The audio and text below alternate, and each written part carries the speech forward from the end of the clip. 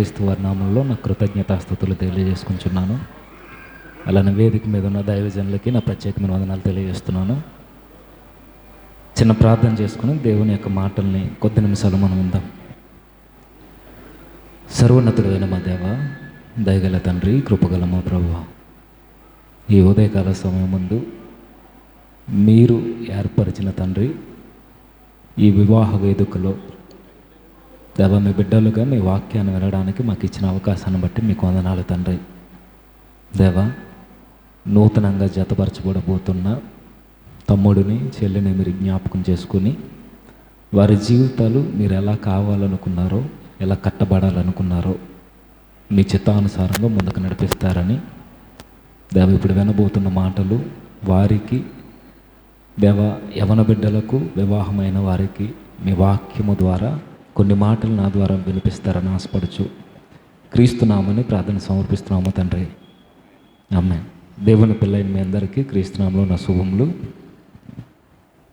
త్వరగా కొన్ని విషయాలు మనం ఆలోచన చేద్దాం. బైబిల్లో వచనాలు చెప్పడానికి టైం లేదు, కానీ మనకు తెలిసిన సంగతులే కాబట్టి హెబ్రీ పత్రిక 13 అధ్యాయాలు ఈ మాట ఉంటుంది.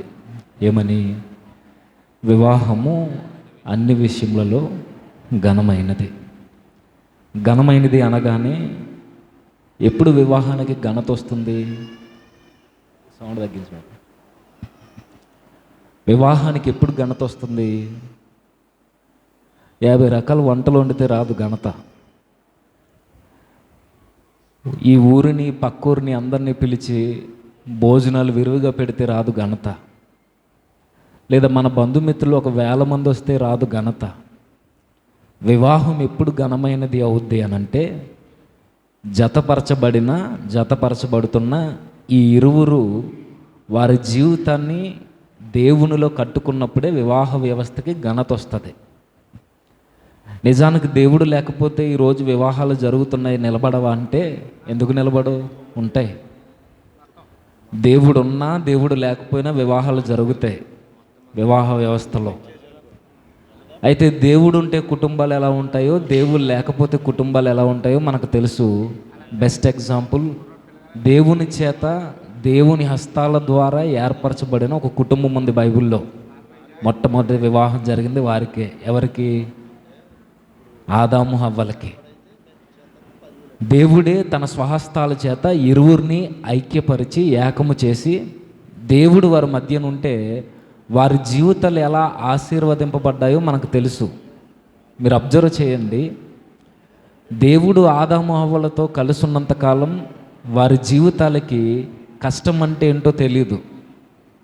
దేవుడు ఆ ఇరువురి జీవితాల్లో ఉన్నప్పుడు వారికి పని అంటే ఏంటో తెలియదు, చెమట అంటే ఏంటో తెలియదు, రోగాలంటే ఏంటో తెలియదు, వ్యాధులంటే ఏంటో తెలియదు. వారి జీవితంలో ఏ డోకా లేకుండా దేవుని మీద ఆధారపడినంతకాలం, దేవుడు వారు ఇరువురు మధ్య ఉన్నంతకాలం వారి జీవితంలో శాంతి, నెమ్మది, సమాధానం పుష్కలంగా మనకు కనబడుద్ది. ఎప్పుడైతే ఈ ఇరువురు జీవితాల్లో దేవుని కోల్పోయారో వారి జీవితంలో పతనం ప్రారంభమైంది. ఆ పతనం ఏంటో మనకు తెలుసు. స్త్రీలకి గర్భవేదన వచ్చింది, పురిటి నొప్పులు మనకు తెలుసు కదా.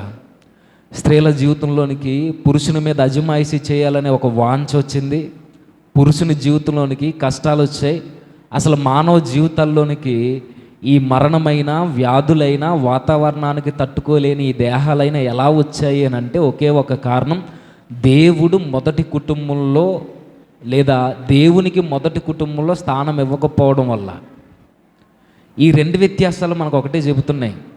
దేవుడు ఆదాము హవ్వల జీవితాల్లో ఉన్నంతకాలం వారి లైఫ్ స్టైల్ వేరే. దేవుణ్ణి ఎప్పుడైతే పక్కన పెట్టారో, ఆయనకి, ఆయన సన్నిధానానికి విలువ ఇవ్వనప్పుడు వారి జీవితంలోనికి మరణం వచ్చింది, వ్యాధులు వచ్చాయి, దుఃఖం వచ్చింది. కష్టపడితే తప్ప 4 మెతుకులు తినలేని బ్రతుకులు వచ్చాయి. ఇదే శాపం నేటికి కొనసాగుతుంది.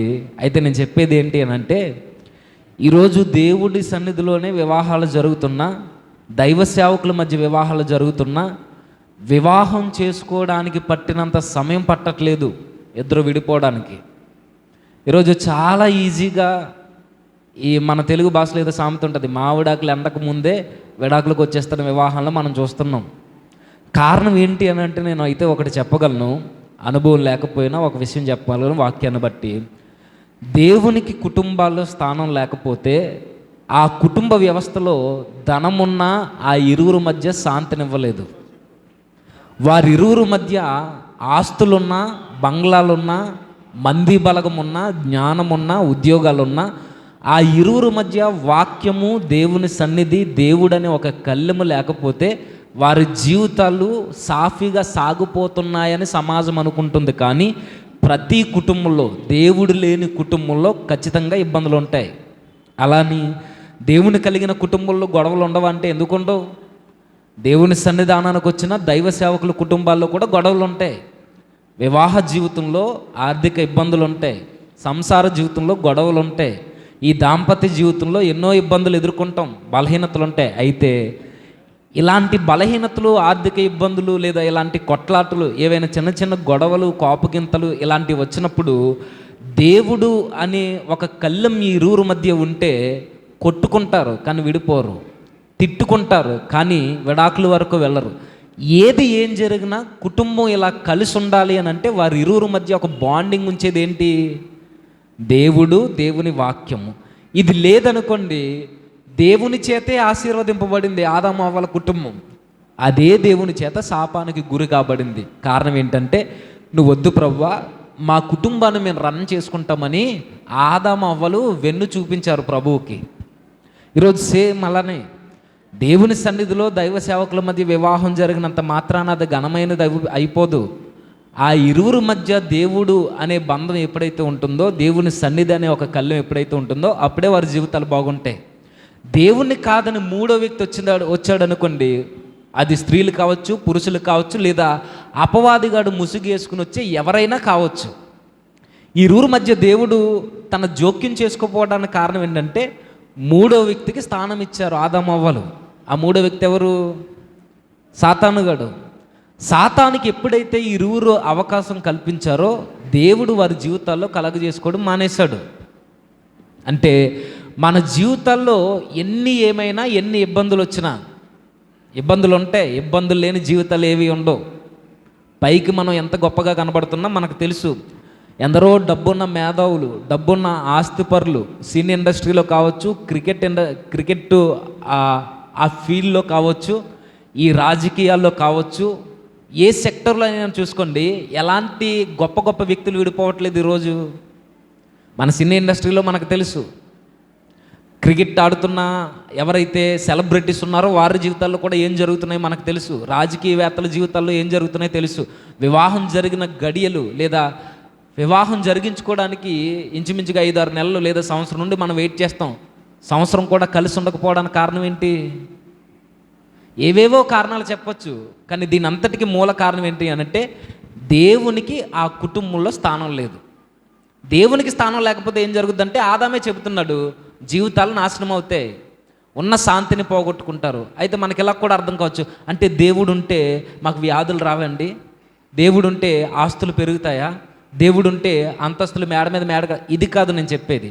దేవుడు మన జీవితాల్లో ఉంటే, వాక్యానికి పెద్దపీట వేస్తే, గొడవలున్నా, సమస్యలున్నా, ఆర్థిక ఇబ్బందులున్నా, అనారోగ్యాల పాలైపోయినా, ఈ వివాహానికి ముందు మనం మాటిస్తామే, ఆ మాటకి తగ్గ జీవితాన్ని మనం గడపడానికి దేవుని సహాయం మన జీవితాల్లో ఉంటుంది. అదే నేను చెబుతున్నా.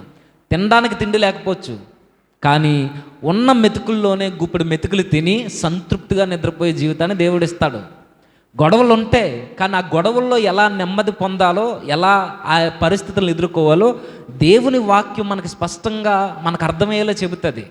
ఇదంతా మన జీవితాల్లో జరగాలి అని అంటే, ఎన్ని ఇబ్బందులు ఉన్నా మన జీవితాలు అలా సుఖవంతంగా శాంతితో నెమ్మదితో ముందుకు పోవాలి అని అంటే, దేవుడు కేంద్రమే ఉండాలి కుటుంబాల్లో. అది తమ్ముడి జీవితంలో కావచ్చు, మన జీవితాల్లో కావచ్చు, ఇక్కడ ఉన్న వారందరి జీవితాల్లో కావచ్చు, వివాహం చేసుకోబోయే వారి జీవితాల్లో కావచ్చు.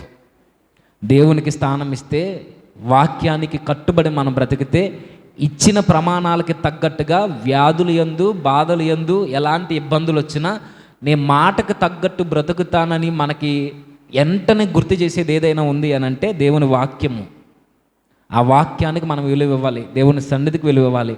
అలా ఇస్తే జీవితాలు బాగుంటాయి. లేదు నా జీవితాన్ని నేనే చూసుకుంటాను అంటావా, ఆదాము జీవితం ఎలా అయిందో మన జీవితాలు అలానే అవుతాయి. సొలొమోను జీవితం ఏమైందో, భార్యలు వచ్చిన తర్వాత దేవుని పక్కన పెడితే ఏమైందో మనకు తెలుసు. సొలొమోను హృదయాన్ని అన్య దేవతల తట్టు త్రిప్పేశారట. ఎవరు? వివాహ వ్యవస్థ. అంటే దేవునికి ఎప్పుడైతే స్థానం ఇవ్వలేదో సొలొమోను గారి జీవితం కొలాప్స్ అయిపోయింది. ఆదాము కావచ్చు, జ్ఞానవంతుడైన సొలొమోను కావచ్చు, సంసోను కావచ్చు, ఎవరైనా వివాహ వ్యవస్థలో కావచ్చు, కుటుంబంలో కావచ్చు, ఎక్కడైనా దేవుడు అనే ఒక కళ్ళు మన జీవితాలకు ఉండాలి. అది లేకపోతే ఏ బంధాలు నిలబడవు. అది ఉంటే ఎన్ని ఇబ్బందులు ఉన్నా మనం నిలబడగలం. మరి అది ఎలా వస్తుంది అని అంటే, యేసుక్రీస్తు వారిని చూస్తే వస్తుందని ఎఫెసీ గ్రంథకర్త చెబుతున్నాడు మనకి. ఎలా?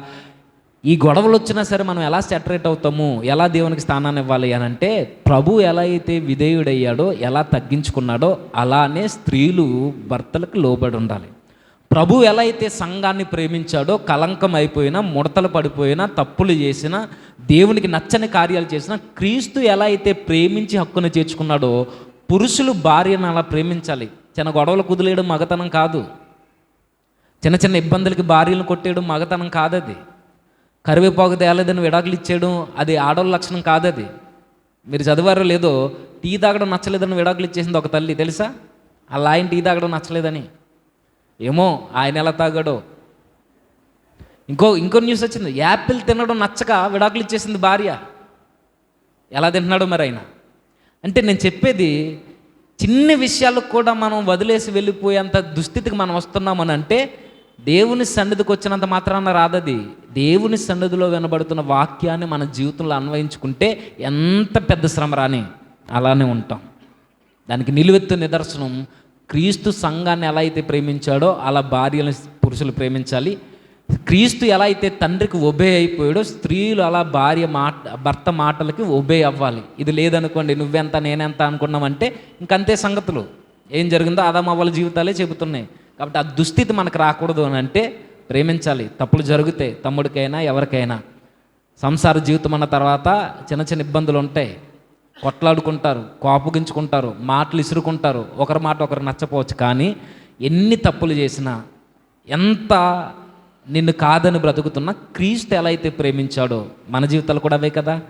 కలంకంతో, ముడతలతో అన్ని విధాలు నిండిపోయినప్పుడు దేవుడు మనల్ని ఎలా అయితే హక్కును చేర్చుకున్నాడో, మన భార్యలు చిన్న చిన్న తప్పులు చేసినప్పుడు వాళ్ళ బలహీనమైన ఘటమని ఎంచి వారిని హక్కును చేర్చుకుంటే, క్రీస్తు ప్రేమను మనం కుటుంబంలో నింపితే కుటుంబం కూడా దేవునికి నచ్చిన విధంగా ఎల్లకాలం ప్రభు సన్నిధిలో కొనసాగుతుంది. అలా ఉండాలి అని అంటే ఒకే ఒక సూత్రం, ఏం జరిగినా, కొట్టుకున్నా, తిట్టుకున్నా దేవుని చేత, దేవుని వాక్యం చేత మనం సరి చేయబడుతూ ఉండాలి. అప్పుడే వివాహము ఘనమైన వ్యవస్థగా మార్పు చెందుద్ది. ఇది లేదనుకోండి, అందరిలానే మనకి జరిగితే పెద్ద వింత ఏం కాదు. కాబట్టి మన జీవితాల్లో ఎవరు ఉండాలి? దేవుడు ఉండాలి. మన కుటుంబాలు వర్ధిల్లాలంటే ఎవరికి స్థానం ఇవ్వాలి?